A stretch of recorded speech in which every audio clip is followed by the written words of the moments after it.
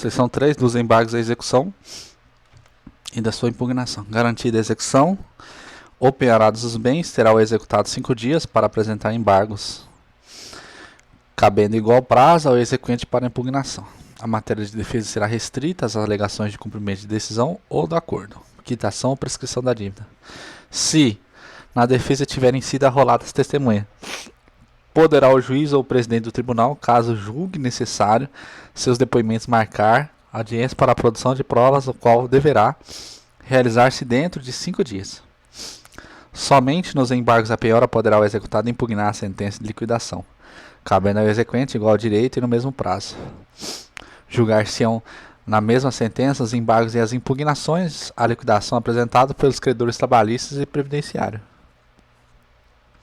Considera-se inexigível o título judicial fundado em lei ou ato normativo declarado inconstitucionais pelo Supremo Tribunal Federal, ou em aplicação ou interpretação tidas como por incompatíveis com a Constituição Federal. A exigência de garantia ou penhora não se aplica às entidades filantrópicas ou aqueles que compõem ou compuseram a diretoria dessas instituições. Seção 4. Do julgamento e dos trâmites finais da execução. Não tendo sido arroladas as testemunhas na defesa, o juiz ou o presidente, conclusos os autos, proferirá sua decisão dentro de 5 dias, julgando subsistente ou insubsistente a penhora. Se tiverem sido arroladas as testemunhas, fim da sua inquirição em audiência, o escrivão ou o secretário fará, dentro de 48 horas, conclusos os autos, ao juiz ou presidente, que proferirá sua decisão, na forma prevista no artigo anterior. Proferida a decisão será a mesma notificada às partes interessadas em registro postal, com franquia. Julgada subsistente a penhora, o juiz ou o presidente mandará proceder logo à avaliação dos bens penhorados. A avaliação dos bens penhorados em virtude da execução da decisão condenatória será feita por avaliador escolhido de comum acordo pelas partes, que perceberá as custas arbitradas pelo juiz ou presidente do Tribunal Trabalhista, de conformidade com a tabela a ser expedida pelo Tribunal Superior do Trabalho.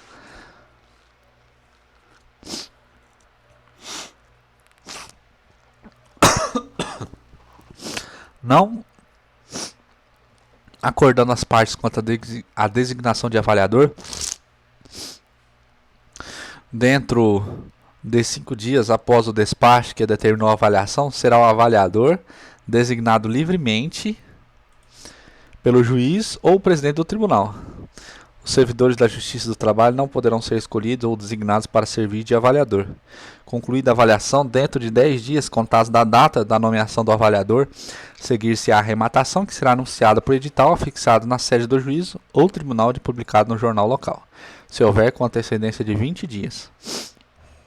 A arrematação far-se-á em dia, hora e lugar anunciados e os bens serão vendidos pelo maior lance, tendo o exequente preferência para a adjudicação. O arrematante deverá garantir o lance com um sinal correspondente a 20% do seu valor.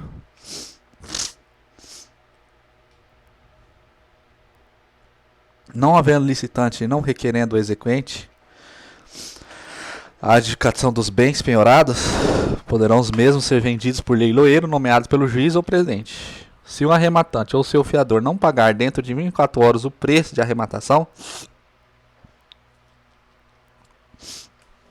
perderá o benefício da execução, o sinal de que trata o parágrafo 2º deste artigo, voltando à praça os bens executados. Os trâmites incidentes do processo da execução são aplicáveis naquilo em que não contravierem ao presente título os preceitos que regem o processo dos executivos fiscais para a cobrança judicial da dívida ativa da Fazenda Pública Federal. Os recolhimentos da importância devida referente às contribuições sociais serão efetuados nas agências locais da Caixa Econômica Federal ou no Banco do Brasil, por intermédio de documentos de arrecadação de previdência social, dele se fazendo constar o número do processo. Concedido parcelamento pela Secretaria da Receita Federal do Brasil, o devedor juntará aos autos a comprovação do ajuste, ficando a execução da contribuição social correspondente suspensa, até a quitação de todas as parcelas. As varas do trabalho encaminharão mensalmente à Secretaria da Receita Federal do Brasil informações sobre os recolhimentos efetivados nos autos, salvo se outro prazo for estabelecido em regulamento. Seção 5 da execução por prestações sucessivas. A execução para pagamento de prestações sucessivas far-se-á com observância das normas constantes desta seção, sem prejuízo das demais estabelecidas neste capítulo.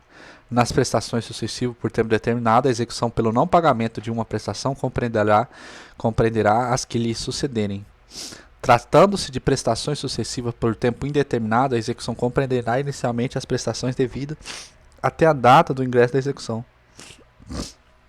Dos recursos.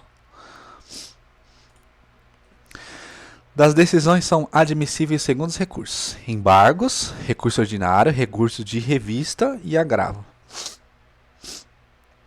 Os incidentes do processo são resolvidos pelo próprio juiz ou tribunal, admitindo-se a apreciação do merecimento das decisões interlocutórias somente em recurso da decisão definitiva. A interposição de recurso para o STF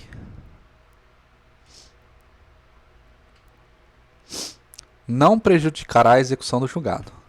No Tribunal Superior do Trabalho, cabem embargos no prazo de 8 dias de decisão não unânime de julgamento que conciliar, julgar ou homologar conciliação de dissídios coletivos que excedam a competência territorial nos tribunais regionais do trabalho e estender ou rever as sentenças normativas do Tribunal Superior do Trabalho, nos casos previstos em lei, e das decisões das turmas que divergirem entre si ou das decisões proferidas pela seção de dissídios individuais, ou contrárias às súmulas ou orientação jurisprudencial do Tribunal Superior do Trabalho, ou súmula vinculante do STF. A divergência apta a ensejar os embargos deve ser atual, não se considerando tal a ultrapassada por súmula do TST ou do STF, ou superada por interativa e notória jurisprudência do Tribunal Superior do Trabalho.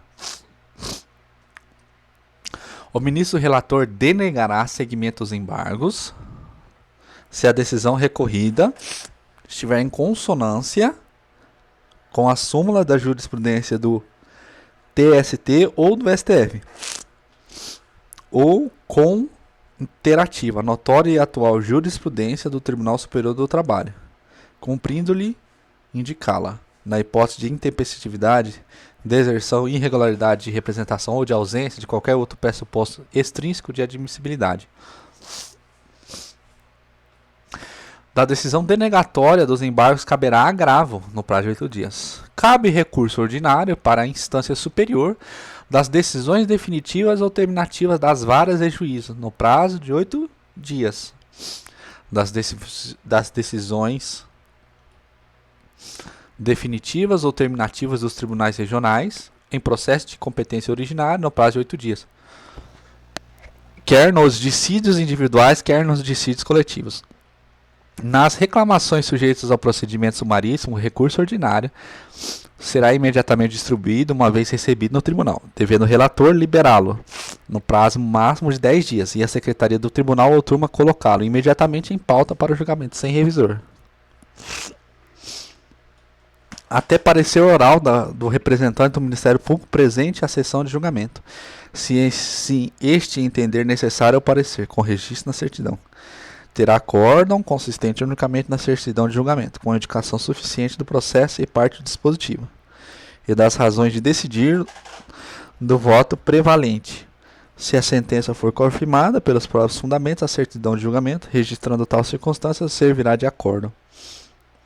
Os tribunais regionais divididos em turmas poderão designar turma para o julgamento dos recursos ordinários interpostos nas sentenças prolatadas, nas demandas sujeitas ao procedimento sumaríssimo. Cabe recurso de revista para a turma do Tribunal Superior do Trabalho das decisões proferidas em grau de recurso ordinário, em dissídio individual pelos tribunais regionais do trabalho, quando derem o mesmo dispositivo de lei federal interpretação diversa que lhe houver dado ou tribunal regional ou outro tribunal regional do trabalho no seu pleno ou turma, ou a sessão de dissídios individuais do Tribunal Superior do Trabalho. ou contrariem súmula de jurisprudência uniforme dessa Corte, ou vinculante do STF. Derem o mesmo dispositivo de lei estadual, convenção coletiva de trabalho, acordo coletivo, sentença normativa ou regulamento empresarial de observância obrigatória em área territorial que exceda a jurisdição do Tribunal Regional, prolator da decisão recorrida. Interpretação divergente na forma da linha A. Proferidas com violação literal de disposição de lei federal ou afronta direta e literal à Constituição Federal. O recurso de revista dotado de efeitos devolutivos será interposto perante o presidente do Tribunal Regional do Trabalho, que por decisão fundamentada poderá recebê-lo ou denegá-lo, sob pena de não conhecimento. É ônus da parte indicar o trecho da decisão recorrida que consubstancia pré-questionamento da controvérsia objeto de recurso de revista, indicar de forma explícita e fundamentada contrariedade, dispositivo de lei, súmula ou orientação jurisprudencial do Tribunal Superior do Trabalho que conflite com a decisão regional. Expor as razões de pedido de reforma, impugnando todos os fundamentos jurídicos da decisão recorrida, inclusive mediante demonstração analítica de cada dispositivo de lei, da Constituição Federal, de súmula ou orientação jurisprudencial cuja contrariedade aponte. Transcrever na peça recursal no caso de suscitar preliminar de nulidade de julgado por negativa de prestação jurisdicional o trecho dos embargos declaratórios em que foi pedido o pronunciamento do tribunal sobre questão vinculada no recurso ordinário e o trecho da decisão regional que rejeitou os embargos quanto ao pedido para o cotejo de verificação de plano da ocorrência e da omissão das decisões proferidas pelos tribunais regionais do trabalho ou por suas turmas, em execução de sentença, inclusive em processo incidente de embargos de terceiro. Não caberá recurso de revista, salvo na hipótese de ofensa direta e literal na norma da Constituição Federal.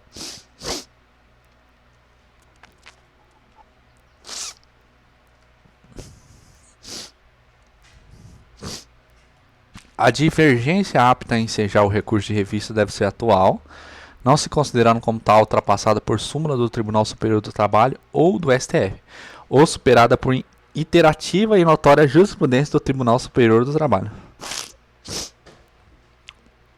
Quando os recursos fundar-se em dissenso de julgados, incumbe ao recorrente o ônus de produzir prova de divergência jurisprudencial, mediante certidão, cópia ou citação, ou de um repositório de jurisprudência oficial ou credenciado, inclusive em mídia eletrônica, em que houver sido publicada a decisão divergente, ou ainda pela reprodução de julgado disponível na internet, como indicação da respectiva fonte, mencionando em qualquer caso as circunstâncias que identifiquem ou assemelhem os casos confrontados. Nas causas sujeitas ao procedimento sumaríssimo, somente será admitido recurso de revista por contrariedade à súmula de jurisprudência uniforme do Tribunal Superior do Trabalho ou da súmula vinculante do STF e por violação direta da Constituição Federal. Cabe recurso de revista por violação à lei federal, por divergência jurisprudencial e por ofensa à Constituição, nas execuções fiscais e nas controvérsias da execução, na fase de execução que envolva certidão negativa de débitos trabalhistas. Quando o recurso tempestivo contiver defeito formal que não se repute grave, o Tribunal Superior do Trabalho poderá desconsiderar o vício ou mandar saná-lo, julgando o mérito. Da decisão denegatória caberá agravo no prazo de 8 dias. Dada a relevância da matéria por iniciativa de um dos membros da seção especializada em dissídio individual do Tribunal Superior do Trabalho, aprovada pela maioria dos integrantes da seção, o julgamento a que se refere para o terceiro poderá ser afeto ao Tribunal Pleno.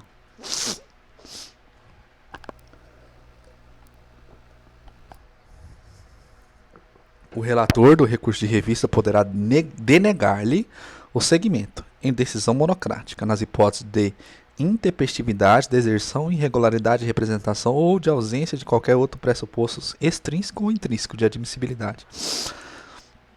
O Tribunal Superior do Trabalho, no recurso de revista, examinará previamente se a causa oferece transcendência com relação aos reflexos gerais de natureza econômica, política, social ou jurídica.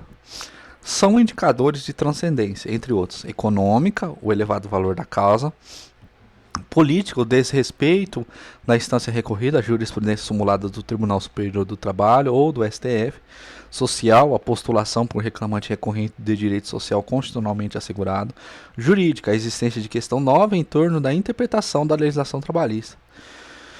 Poderá o relator monocraticamente denegar o segmento de recurso de revista que não demonstrar transcendência, cabendo agravo dessa decisão para o colegiado.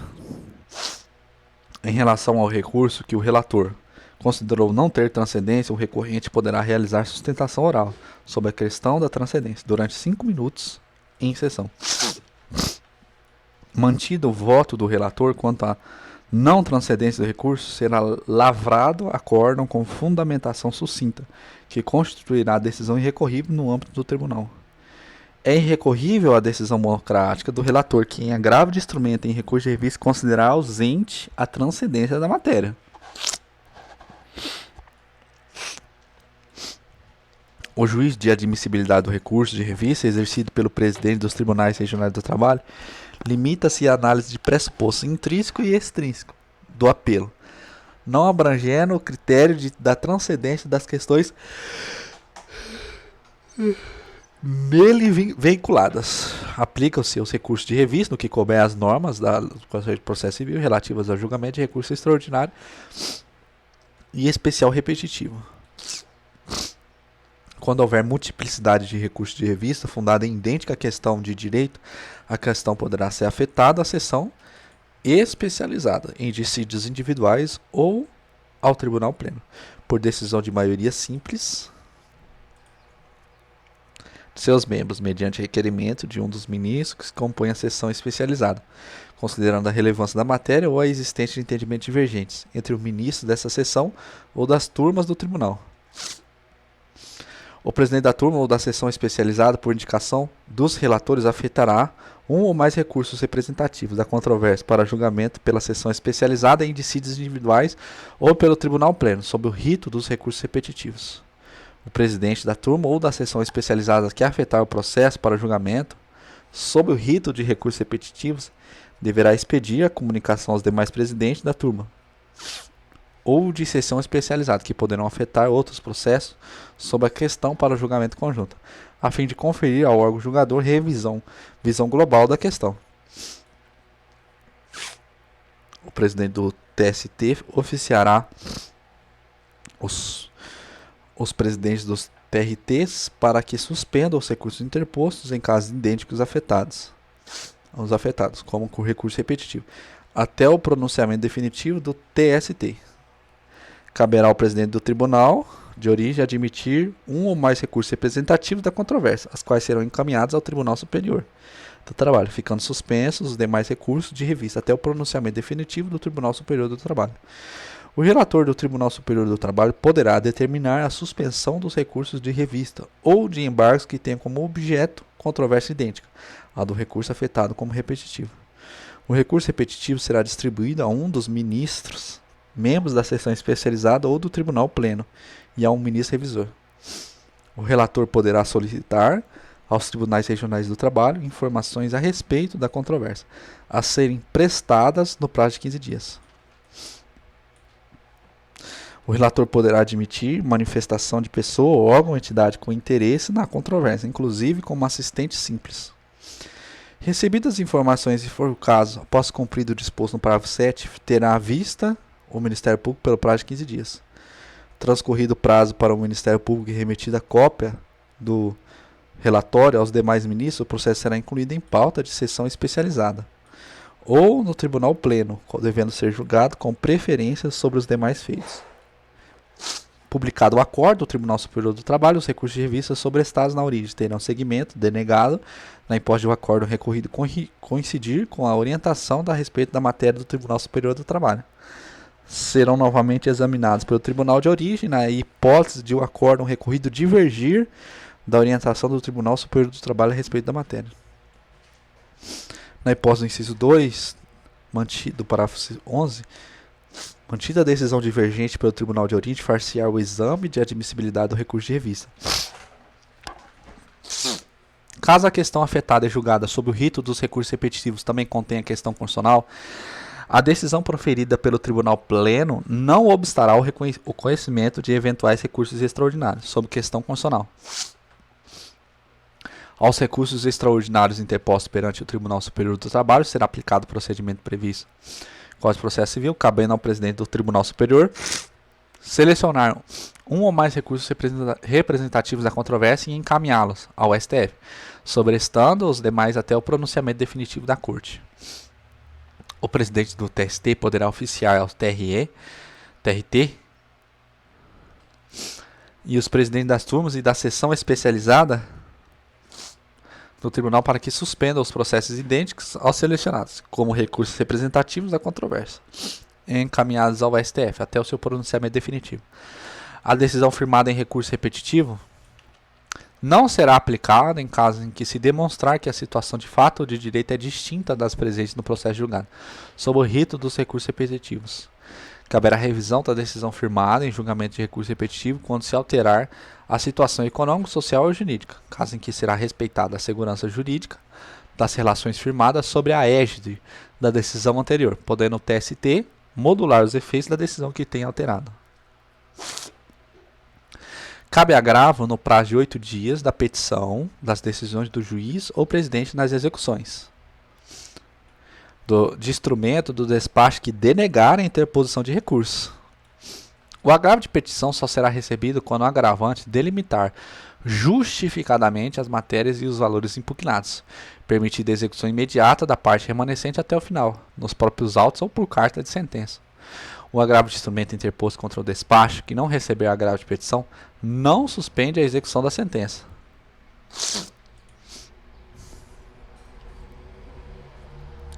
Na hipótese da linha A desse artigo, o agravo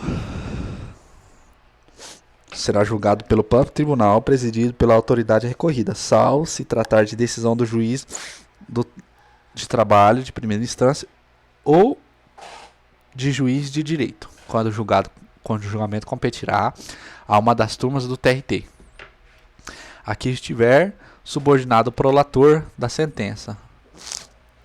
Observado 679, a quem este remeterá as peças necessárias para o exame da matéria controvertida, em autos apartados, ou nos próprios autos se tiver sido determinada a extração de carta de sentença.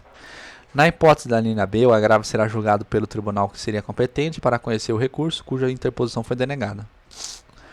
Sob pena de não conhecimento, as partes promoverão a formação do instrumento do agravo de modo a possibilitar, caso provido, o imediato julgamento do recurso denegado, instruindo a petição de interposição, obrigatoriamente com cópias da decisão agravada, da certidão da respectiva intimação, das procurações outorgadas aos advogados do agravante e do agravado, da petição inicial, da contestação da decisão originária do depósito recursal referente ao recurso a que se pretende destrancar, da comprovação do recolhimento das custas e do depósito recursal a que se refere o parágrafo 7, facultativamente, com outras peças que o agravante reputar úteis ao deslinde da matéria do mérito controvertida.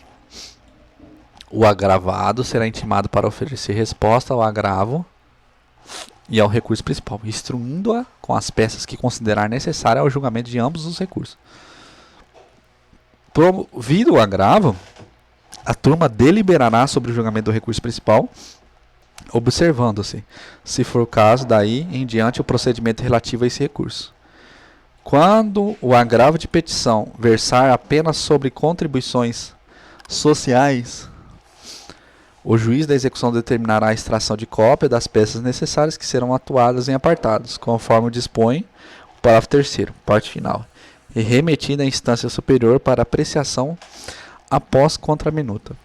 Caberão embargos de declaração da sentença ou acordo no prazo de 5 dias, devendo seu julgamento ocorrer na primeira audiência ou sessão subsequente à sua apresentação, registrado na certidão, admitido efeito modificativo da decisão dos casos de omissão e contradição, no julgado e manifesto equívoco no exame dos pressupostos extrínsecos do recurso.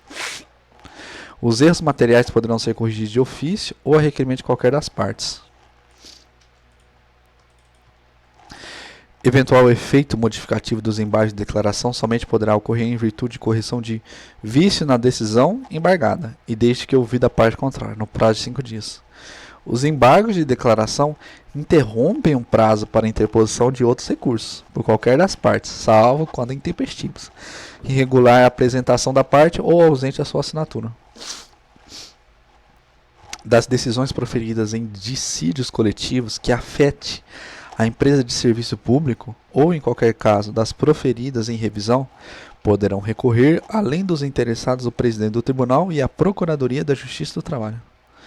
Os recursos serão interpostos por petição simples e terão efeito meramente devolutivo, salvo as exceções previstas neste título, permitida a execução provisória até a penhora. Sendo a condenação do valor de até 10 vezes o salário mínimo regional, nos dissídios individuais só será admitidos recursos, inclusive e extraordinário, mediante prévio depósito da respectiva importância, transitado em julgado da decisão recorrida. Ordenar-se-á o levantamento imediato da importância do depósito em favor da parte vencedora, por simples despacho do juiz.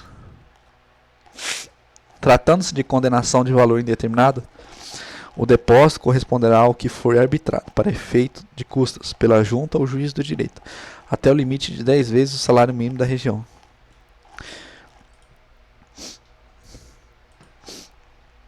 O depósito recursal será feito em conta vinculada ao juízo e corrigido com os mesmos índices de poupança. Quando o valor da condenação ou o arbitrado para fins de custo exceder o limite de 10 vezes o salário mínimo da região, o depósito para fins de recurso será limitado a este valor. No ato de interposição do agravo de instrumento, o depósito recursal corresponderá a 50% do valor do depósito do recurso ao qual se pretende destrancar.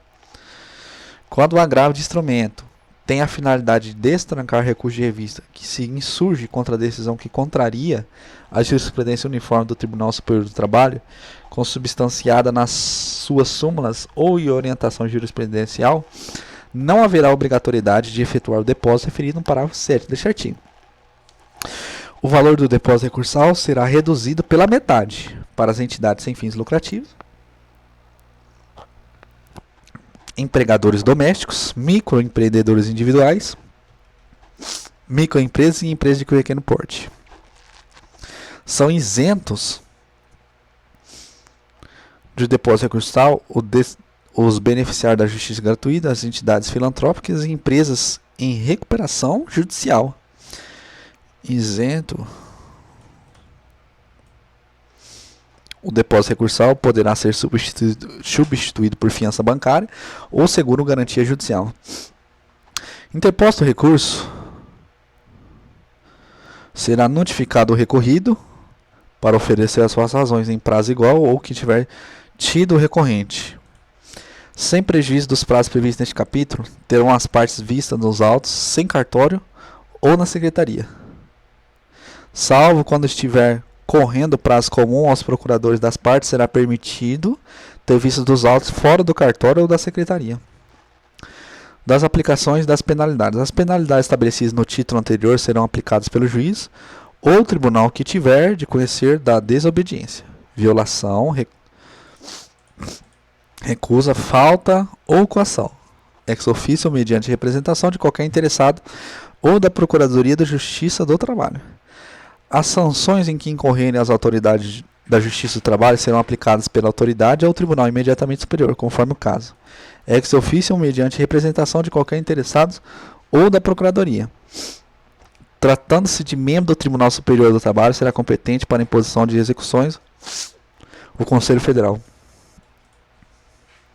Tomando conhecimento do fato imputado, o juiz ou o tribunal competente mandará notificar o acusado para apresentar no prazo de 15 dias defesa por escrito. É facultado ao acusado, dentro do prazo estabelecido neste artigo, requerer a produção de testemunha, até o máximo de 5. Nesse caso, será marcada a audiência para inquirição. Fim do prazo de defesa, o processo será imediatamente concluído para o julgamento, que deverá ser proferido no prazo de 10 dias. Da imposição das penalidades a que se refere este capítulo, caberá recurso ordinário para o Tribunal Superior no prazo de 10 dias, salvo se a imposição resultar de dissídio coletivo, caso em que o prazo será de 20 dias. Sempre que o infrator incorrer em pena criminal, far-se-á remessa das peças necessárias à autoridade competente. A cobrança das multas estabelecida neste título será feita mediante executivo fiscal, perante o juiz competente para a cobrança de dívida ativa da Fazenda Pública Federal. A cobrança de multas será promovida no Distrito Federal e nos estados em que funcionarem os tribunais regionais, pela Procuradoria da Justiça do Trabalho e nos demais estados, de acordo com o disposto no Decreto-Lei 960 de 38. Disposições finais. A ordem do processo no Tribunal Superior do Trabalho será regulada em seu regimento interno. Para efeito deste título, equiparam seus serviços públicos os de utilidade pública, bem como os que forem prestados em armazéns de gêneros alimentícios, açougues, padarias, leiterias, farmácias, hospitais, minas, empresas de transporte e comunicação, bancos e estabelecimentos que interessem a segurança nacional. Disposições finais e transitórias. Esta consolidação entrará em vigor. 43 terão aplicado imediata, iniciada.